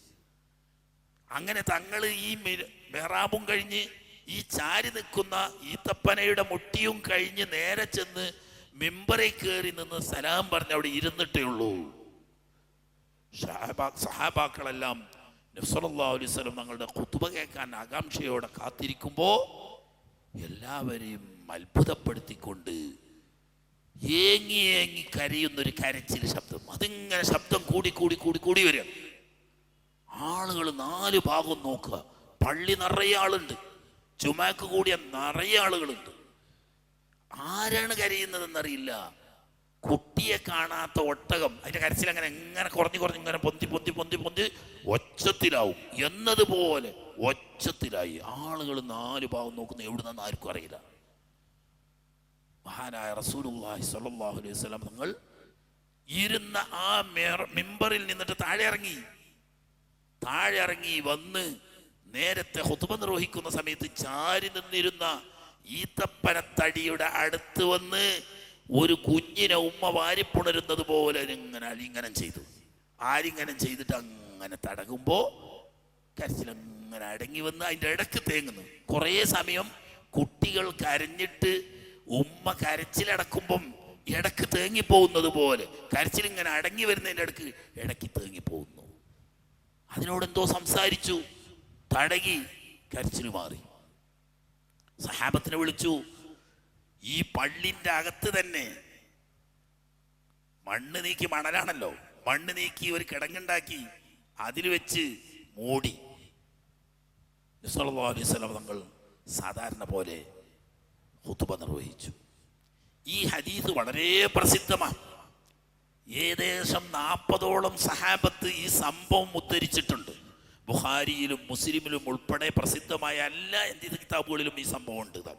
ഈ ഹദീസ് ഉദ്ധരിക്കുമ്പോൾ മഹാനായ താബിഈകളുടെ നേതാവായ ഹസനുൽ ബസ്രി റളിയല്ലാഹു തആല അൻഹു തങ്ങൾ പറയുമായിരുന്നു, ഓ മുഅ്മിനുകളെ, ബുദ്ധിജീവികളെ, നിർജീവ വസ്തുവാവുന്ന ഉണങ്ങിയ ഒരു ഈത്തപ്പനത്തടി ഹബീബ് അഷ്റഫുൽ ഖൽഖ് സല്ലല്ലാഹു അലൈഹി വസല്ലം തങ്ങളുടെ സ്പർശനം നഷ്ടപ്പെട്ട് തങ്ങളുടെ ആ ദിക്ർ ഉത്ബോധനം തന്നെ ചാരി നിന്നുകൊണ്ടായിരുന്നു. അത് നഷ്ടപ്പെട്ടതിൽ ഈ നിലക്ക് അട്ടഹസിച്ച് കരഞ്ഞ് ഹബീബ് വന്ന് സമാധാനിപ്പിച്ചിട്ടാണ് അത് കരച്ചു നിർത്തിയത് എങ്കിൽ അതിന് വിധങ്ങൾ തന്നെ പറയുന്നുണ്ട്, ഞാൻ ഇറങ്ങിച്ചെന്ന് അതിനെ ആശ്വസിപ്പിച്ചിട്ടില്ലെങ്കിൽ ഖിയാമത്ത് നാൾ വരെ അത് കരഞ്ഞുകൊണ്ടിരിക്കുമായിരുന്നു എന്ന് ഹദീസിൽ പറയുന്നുണ്ട്. എന്നിട്ട് ഹസൻ ബസ്രി റളിയല്ലാഹു തആല അൻഹു പറയും, നബി സല്ലല്ലാഹു അലൈഹി വസല്ലം തങ്ങൾ തന്നെ നമ്മളെ വിട്ട് പിരിഞ്ഞു പോയി. എന്നിട്ട് ആ ഉമ്മത്തുകളായ നമുക്ക് ഒരു വേദനയും അനുഭവപ്പെടുന്നില്ലെങ്കിൽ നമ്മൾ എവിടെ എത്തിയിരിക്കുന്നു? ബുദ്ധിയില്ലാത്ത നിർജീവ വസ്തുവാവുന്ന ഒരു ഉണക്ക ഈത്തപ്പനത്തടി അല്ലാഹുവിന്റെ റസൂലിന്റെ സാമീപ്യം നഷ്ടപ്പെട്ടപ്പോൾ ഈ നിലക്ക് കരഞ്ഞെങ്കിൽ അതിന് വെറുതെ ആയില്ല. അതിൽ തന്നെ നബി സല്ലല്ലാഹു അലൈഹി വസല്ലം തങ്ങൾ പറഞ്ഞു, അതിന് ഞാൻ ഖിയാർ കൊടുത്തു. വേണമെങ്കിൽ മദീനയിലെ ഇഷ്ടപ്പെട്ട ഒരു തോട്ടത്തിൽ നല്ല ആരോഗ്യമുള്ള ഒരു ഈത്തപ്പനത്തടിയായി ജീവിക്കണമെങ്കിൽ അതിന് ഞാൻ അള്ളാഹുവിനോട് ദുആ ചെയ്ത് സാധിപ്പിച്ചു തരാം. അല്ല, നീ ആഗ്രഹിക്കുന്നെങ്കിൽ നാളെ പരലോകത്ത് അള്ളാഹുവിൻ്റെ മുത്തഖീങ്ങളായ അടിയാറുകൾക്ക് ഈത്തപ്പഴം ഭക്ഷിക്കാൻ ഉതകുന്ന സ്വർഗത്തിലെ ഒരു ഈത്തപ്പനത്തടിയാക്കണമെങ്കിൽ അങ്ങനെ തരാം. എന്നിട്ട് നബി സല്ലല്ലാഹു അലൈഹി വസല്ലം തങ്ങൾ പറയാണ്, ദുന്യാവിലെ സൗഭാഗ്യവും ജീവിതവും അല്ല നബിയെ എനിക്ക് വേണ്ടത്. അള്ളാഹുവിൻ്റെ ഔലിയാക്കന്മാർ ഭക്ഷിക്കുന്ന ഒരു ഈത്തപ്പനയാരമായി എനിക്ക് സ്വർഗത്തിൽ വരണം. ആ അനുവാദം കൊടുത്തുകൊണ്ടാണ്. ഹബീബിനെ മഹബത്ത് വെച്ചാൽ എന്തും നേടിത്തരാൻ അള്ളാഹിൻ്റെ ഹബീബിന് അള്ളാഹു അനുവാദം കൊടുത്തിട്ടുണ്ട്. നമ്മൾ മനസ്സിലാക്കണം. നബി തങ്ങളെപ്പറ്റി പരിചയപ്പെടുത്താനൊന്നും ഇപ്പോൾ ഈ ക്ലാസ് ഒന്നും സാധിക്കൂല. അത് നമുക്ക് റബ്ബ് തൗഫീഖ് ചെയ്തെങ്കിൽ മറ്റൊരു സന്ദർഭത്തിൽ. ഇപ്പം നമ്മളിങ്ങനെ ഓടിപ്പോയിട്ട് താരിഖ് മാത്രം പറഞ്ഞു പോകാൻ, ഇതൊക്കെ നബി തങ്ങളുടെ ഓരോ വിഷയങ്ങൾ വിശദീകരിച്ചാൽ അവിടുത്തെ പ്രത്യാംഗ വിവരണം മാത്രം പറഞ്ഞാൽ ഈമാന്റെ ചെറിയൊരു അംശമുള്ള ഒരു മനുഷ്യൻ അന്ന് സ്വപ്നത്തിൽ കാണും. അത്രയും കൃത്യമായി പാലിൻ്റെ അടി മുതൽക്ക് മൂർധാവ് വരെ ഒന്നൊഴിയാതെ കൃത്യമായി വർണ്ണിച്ച് അതിന് മാത്രം ധാരാളം ഗ്രന്ഥങ്ങൾ രചിച്ച മുഹദ്ദിസുകളുണ്ട്. വേറൊന്നുമില്ല. ഇസ്ലാമിൻ്റെ അഹ്കാമുകളോ വിധിവിലക്കുകളോ ആഖറോ ദുന്യാവോ ഒന്നുമില്ല. ശമായിലുൻ നബി സല്ലല്ലാഹു അലൈഹി വസല്ലം, നബി സല്ലല്ലാഹു അലൈഹി വസല്ലം തങ്ങളുടെ അംഗപ്രത്യാംഗ വർണ്ണന, അത് മാത്രം. ഇമാം തുർമദിയുടെ പ്രസിദ്ധമായ ശമായിലു തുർമദി, അതുപോലെ തന്നെ ബഹുമാനപ്പെട്ട ഇമാം സുയൂത്തി റഹ്മത്തുള്ളാഹി അലൈഹി തങ്ങളുടെ ശമായിലുൻ നബി, ഇങ്ങനെ ധാരാളം ഉലമാക്കൾ നബി തങ്ങളെ വർണ്ണിക്കാൻ മാത്രം. എന്താ അതിൻ്റെ കാര്യം? അതിലാണ് കാര്യമുള്ളത്. നാം മനസ്സിലാക്കണം. നബി സല്ലല്ലാഹു അലൈഹി വസല്ലം തങ്ങൾ ഒരു സാധാരണ മനുഷ്യനല്ല. നബി തങ്ങളുടെ എല്ലാത്തിനും പ്രത്യേകതയും മഹത്വവും ഉണ്ട്. അതിൻ്റെ പിന്നിലൊക്കെയും അല്ലാഹു തആല വലിയ ഹിക്മത്ത് വെച്ചിട്ടുണ്ട്. പക്ഷെ അതൊന്നും ഇപ്പം പറയാൻ സമയമില്ല. അതൊക്കെ അല്ലാഹു തആല തൗഫീഖ് ചെയ്തെങ്കിൽ പിന്നീട് എപ്പോഴെങ്കിലും പറയാൻ പറ്റുമെങ്കിൽ. നബി സല്ലല്ലാഹു അലൈഹി വസല്ലം തങ്ങളെ സ്നേഹിക്കുക എന്ന് പറയുന്നത് ഇത്തിബായ് ചെയ്യലല്ല. ഇത്തിബായ് വേണം, അത് വേറെ വിഷയമാണ്. സ്നേഹം ആദ്യം ഉണ്ടാവട്ടെ, മഹബത്ത് തലയിൽ കയറട്ടെ, എന്നിട്ട് ആ മഹബത്തിന് അധിഷ്ഠിതമായ ഇത്തിബായ്. എന്താ കാരണം? ഒരാൾ മറ്റൊരാളെ അനുസരിക്കുന്നത് രണ്ട് രീതിയിലാണ്. ഒന്ന് സ്നേഹിച്ചിട്ട് അനുസരിക്കുക, മറ്റൊന്ന് ഭയന്നിട്ട് അനുസരിക്കുക. ഇങ്ങനെ അനുസരണം ഉണ്ടാകുക. ഭയന്നിട്ട് അനുസരിക്കുന്നതിൻ്റെ പ്രത്യേകത എന്താണെന്ന് വെച്ചാൽ, ഈ ഭയപ്പെടുന്ന ആളുടെ സാന്നിധ്യത്തിലേ ആ അനുസരണം ഉണ്ടാവുള്ളൂ. ഉദാഹരണം പറഞ്ഞാൽ, നന്നായി ശിക്ഷിക്കുന്ന ഒരു അധ്യാപകൻ, ഒരു ഉസ്താദ്, ആ ഉസ്താദ് നാളെ 10 വരി കാണാ പഠിച്ചു കൊണ്ടുവരണം എന്നൊരു കുട്ടിനോട് പറഞ്ഞു വിട്ടു. അല്ലെങ്കിൽ അള്ളാഹുവിൻ്റെ 20 സിഫ്തുകൾ കാണാതെ പഠിച്ചു കൊണ്ടുവരണം എന്ന് പറഞ്ഞു. അന്ന് രാത്രി ഉറക്കം വന്ന് തൂങ്ങിയാലും ആ കുട്ടി കിടന്നുറക്കൂല, ഇരുന്നിങ്ങനെ കരയും. അപ്പം എന്താ? ഈ 20 സിഫ്ത്ത് കാണാതെ പറയാതെ നാളെ ചെന്നാൽ അടി കിട്ടുമെന്ന് പേടിച്ചിട്ടാ. പക്ഷെ അപ്പം തന്നെ ഈ കുട്ടിൻ്റെ മനസ്സിലുണ്ടാവും, പടച്ചോനെ നാളെ വരുമ്പോഴേ മുമ്പ് ആ ഉസ്താദിനൊരു പല്ലുവേദന തലകടച്ചിലോ വന്നിട്ട് നാളെ ഉസ്താദ് വരാതെക്കട്ടെ. ഉള്ളിലെന്താണ്ടാകുക? കാരണം കുട്ടി ഇത് ശരിക്കും പഠിച്ചിട്ടില്ല. എന്തെങ്കിലും ഉസ്താദിന് എന്തെങ്കിലും പറ്റിയിട്ട് ഇത് മുടങ്ങട്ടെ. അതേ സമയത്ത് വേറൊരു ഉസ്താദുണ്ട്. ഈ ഉസ്താദിൻ്റെ പണി എന്നും ക്ലാസ് വിടാൻ സമയത്ത് ഒരു 3 മിനിറ്റ് അല്ലെങ്കിൽ 4 മിനിറ്റ് നല്ലൊരു കഥ പറഞ്ഞു കൊടുക്കും. കുട്ടികൾക്ക് കഥ എന്ന് പറഞ്ഞാൽ വലിയ സംഗതിയാണ്. ഒരു കഥ പറഞ്ഞു കൊടുക്കും. അതിൻ്റെ ക്ലൈമാക്സിലെത്തുമ്പോൾ അവിടെ നിർത്തി. അപ്പോൾ കുട്ടിക്ക് എന്തോ ഒരു പൊറുതിയേടുണ്ടാവും. അപ്പോൾ പറയടാ, നാളെ ലമ്യക്കുനി സൂറത്ത് മുഴുവനും കാണാതെ എല്ലാവരും പഠിച്ചെന്ന് അതിൻ്റെ ബാക്കി പറഞ്ഞുതരാം. വേറൊന്നും വേണ്ട. പിറ്റേന്ന് ആകണ്ട അന്ന് മദ്രസ ഇട്ട് എന്ന് സ്കൂളിൽ പോകുമ്പോഴും ഈ ഓർമ്മ തന്നെ. സ്കൂൾ വിട്ടു വന്നാൽ അന്നോന് കളിയൊന്നുമില്ല. അമ്മക്ക് എന്നെ വേദ എന്താ ഇപ്പം ഇന്ന് കളിക്കാറ്? ഓ ലമ്യക്കുനി പഠിച്ചു. അമ്മാതിരി പാവുമ്പോൾ തന്നെ ലമ്യക്കുനി സൂറത്ത് മുഴുവനും പഠിച്ചു. പള്ളി നിർമ്മിച്ച കൂട്ടത്തിൽ തന്നെ മഹാനായ റസൂലുള്ളാഹി സ്വല്ലല്ലാഹു അലൈഹി വസല്ലമക്ക് താമസിക്കാൻ വേണ്ടി 2 റൂമുകൾ നിർമ്മിച്ചു. നബി തങ്ങൾക്ക് വീട് എന്നല്ല പറയാ, ഹുജറാത്ത് എന്നാ ഖുർആൻ തന്നെ പറഞ്ഞത്, റൂമുകൾ. കാരണം സൗദ റളിയല്ലാഹു തആല അൻഹ നേരത്തെ തന്നെ മക്കയിൽ നിന്നിട്ട് വീട് കൂടിയ ഭാര്യ ഉണ്ട്. ആയിഷ റളിയല്ലാഹു തആല അൻഹ നിക്കാഹ് നേരത്തെ കഴിഞ്ഞിട്ടുണ്ട്, വീട് കൂടിയിട്ടില്ല. ഇതിനു വേണ്ടി ആ മദീന പള്ളിക്ക് അന്ന് 3 വാതിലുള്ളത്. ഒന്ന് നബി സല്ലല്ലാഹു അലൈഹി വസല്ലം തങ്ങളുടെ വീട്ടിലേക്ക് കയറുന്നൊരു വാതിൽ, അതുപോലെ തന്നെ നേരെ പള്ളിയുടെ പിൻവശത്തായിട്ട് ഒരു വാതിൽ, മറ്റൊന്ന് ബാബു ജിബ്രീൽ എന്ന പേരിൽ പിന്നീട് അറിയപ്പെട്ട ഈ വാതിലും. ഇങ്ങനെ 3 വാതിൽ ആ കാലത്തുള്ളൂ. അപ്പോൾ ആയിഷ റളിയല്ലാഹു തആല അന്ന് വീട് കൂടിയിട്ടില്ല. പിന്നീട് മദീനയിൽ വന്ന് റബീഉൽ അവ്വലിലാണല്ലോ ഹിജ്റ വന്നത്. അതിനുശേഷം റമളാനും കഴിഞ്ഞ് 7ാമത്തെ മാസം ശവ്വാലിലാണ് ആയിഷ റളിയല്ലാഹു തആല അൻഹ വീട് കൂടുന്നത്. അതുകൊണ്ട് തന്നെ ആയിഷ റളിയല്ലാഹു തആല അൻഹ പ്രത്യേകം പറയുന്നത് കാണാം, ജാഹിലിയ കാലത്ത് ശവ്വാലിൽ വിവാഹം കഴിക്കാനോ വീട് കൂടാനോ ഗുണമില്ല എന്ന് വിശ്വസിച്ചിരുന്നതാ. എന്നിട്ട് നബി സല്ലല്ലാഹു അലൈഹി വസല്ലം തങ്ങൾ ആയിഷ ബീവിയെ നിക്കാഹ് ചെയ്തത് ശവ്വാലിലാണ്, പിന്നെ വീട് കൂടിയതും ശവ്വാലിലാണ്. എന്നിട്ട് അവർ ചോദിക്കുകയാണ്, നബി തങ്ങളുടെ ഭാര്യമാരെ കൂട്ടത്തിൽ എനിക്ക് കിട്ടിയതുപോലെ സൗഭാഗ്യം കിട്ടിയ ഭാര്യമാര് വേറെയുണ്ടോ? അപ്പൊ ശവ്വാലിന് അങ്ങനത്തെ ഒരു ലക്ഷണക്കേടും ഇല്ല എന്നല്ല, കെട്ടാനും കെട്ടിക്കാനും വീട് കൂടാനും ഒക്കെ ഏറ്റവും നല്ലത് ശവ്വാൽ മാസം. അങ്ങനെ പള്ളി നിർമ്മാണം ആയ ഉടനെ നബി സല്ലല്ലാഹു അലൈഹി വസല്ലം തങ്ങൾ എന്താക്കി, തൻ്റെ പോറ്റുമകനും മൗലയുമാവുന്ന സെയ്ദ് ബിൻ ഹാരിസത്തിനെയും മറ്റൊരു മൗലയാവുന്ന അബൂ റാഫിനെയും ഒരൊട്ടകത്തെയും മറ്റൊരൊട്ടകം വാങ്ങാനുള്ള കാശും കൊടുത്ത് അയച്ചു. അങ്ങനെ അബൂ റാഫിയും സെയ്ദ് ബിൻ ഹാരിസത്തും കൂടി ചെന്ന് മഹദിയായിരിക്കുന്ന ഫാത്തിമ റളിയല്ലാഹു തആല അൻഹ, ഉമ്മു കുൽസൂം റളിയല്ലാഹു തആല അൻഹ, ബഹുമാനപ്പെട്ട സൗദ റളിയല്ലാഹു തആല അൻഹ അവരെ കൂട്ടിപ്പോന്നു. സിദ്ദീഖുൽ അക്ബർ റളിയല്ലാഹു തആല അൻഹു തൻ്റെ മകൻ അബ്ദുല്ലാനെ അയച്ചു. അബ്ദുള്ള പോയി ആയിഷ റളിയല്ലാഹു തആല അൻഹ, അവരുടെ ജ്യേഷ്ഠത്തി അസ്മാ റളിയല്ലാഹു തആല അൻഹ, ആയിഷ ബീവിയുടെ ഉമ്മു റുമാൻ റളിയല്ലാഹു തആല അൻഹ എന്നിവരെയും കൂട്ടി, ആ കൂട്ടത്തിൽ അവരുടെ ഭാര്യയാണ് ഉസാമത്ത് ബിൻ സയ്യിദ് റളിയല്ലാഹു തആല അൻഹു, കൂട്ടത്തിൽ ആരെയും കൂട്ടി ഉമ്മു ഐമൻ റളിയല്ലാഹു തആല അൻഹ. അത് നേരത്തെ തന്നെ നബി സല്ലല്ലാഹു അലൈഹി വസല്ലം തങ്ങൾ സെയ്ദ് റളിയല്ലാഹു തആല അൻഹുവിനെ ഉമ്മു ഐമൻ റളിയല്ലാഹു തആല അൻഹയെ വിവാഹം കഴിപ്പിച്ചു കൊടുത്തിരുന്നു. അതിലുണ്ടായ മോനാണ് ബഹുമാനപ്പെട്ട ഉസാമത്ത് ബിൻ സയ്യിദ് റളിയല്ലാഹു തആല. അങ്ങനെ മോനെയും ഭാര്യയെയും ഫാത്തിമ ബീവി, ഉമ്മു കുൽസൂം ബീവി, സൗദ ബീവി ഇവരെയും കൂട്ടിയിട്ട് ഇവര് സെയ്ദ് റളിയല്ലാഹു അൻഹുവും അബൂ റാഫിയും പോന്നു. സിദ്ദീഖ് റളിയല്ലാഹു അൻഹുവിന്റെ കുടുംബത്തെ കൂട്ടിയിട്ട് അബ്ദുള്ളയും പോന്നു. അങ്ങനെ ബഹുമാനപ്പെട്ട നബി സല്ലല്ലാഹു അലൈഹി വസല്ലമ തങ്ങൾ 12 മാസമായതിന് ശേഷമാണ് പൂർണ്ണമായി, അപ്പോഴേക്കാണ് മഹാജിറുകളെ കൊണ്ട് മദീന വലിയ പ്രശ്നമായപ്പം എല്ലാവരും വിളിച്ചു കൂട്ടി. ആദ്യം തന്നെ മക്കത്തൊരു ഹെൽഫ് ഉണ്ട് ചെയ്തിട്ട്, ഒരു മുആഖാത്ത്.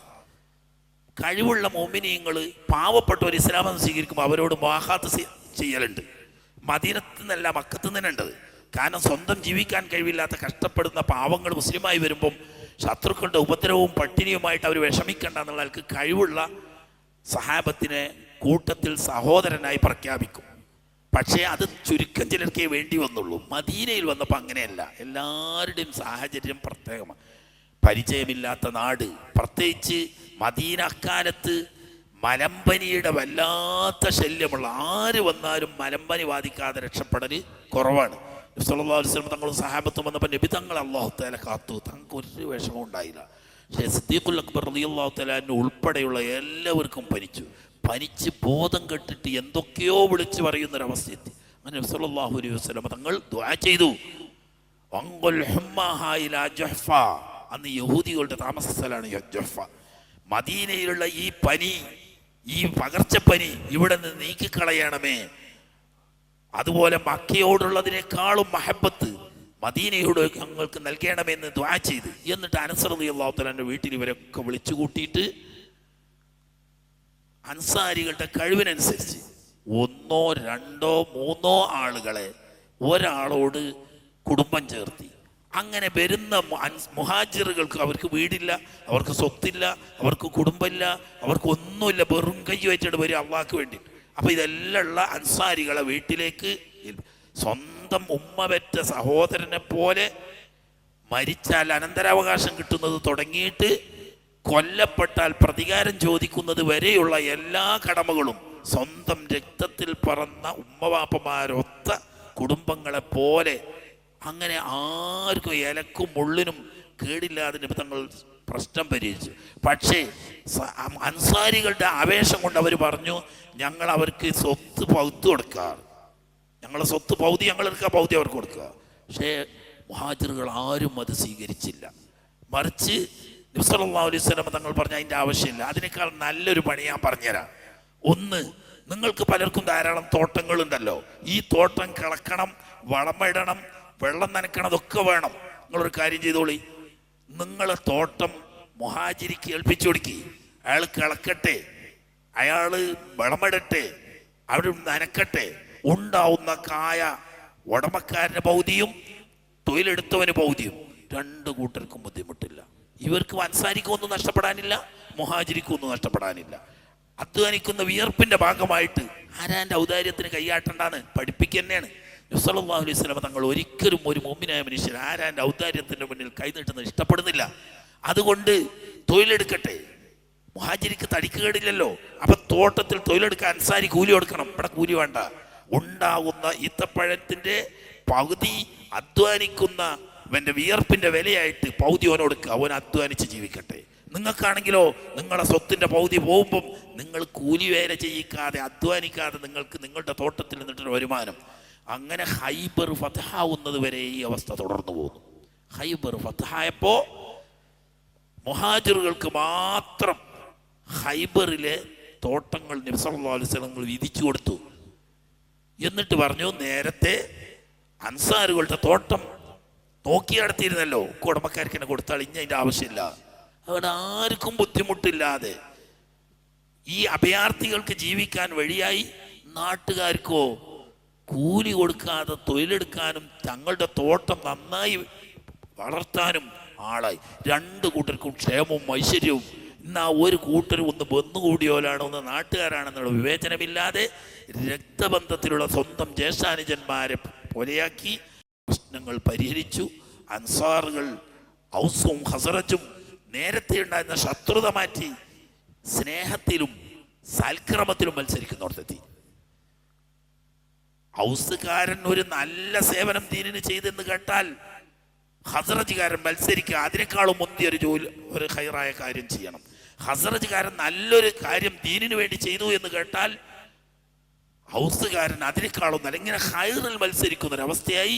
സ്വന്തം അല്ലാഹു സുബ്ഹാനഹു വ തആല ഖുർആനിൽ തന്നെ പറഞ്ഞതുപോലെ, ലൗ അൻഫഖത മാ ഫിൽ അർളി ജമീഅൻ മാ അല്ലഫ്ത ബൈന ഖുലൂബിഹിം വലാകിന്നല്ലാഹ അല്ലഫ ബൈനഹും. നബിയെ, ഈ ലോകത്തുള്ള മുഴുവൻ സമ്പത്തും ചെലവാക്കിയാലും ഔസിനെയും ഹസറജിനെയും ഒന്നിപ്പിക്കാൻ കഴിയില്ല.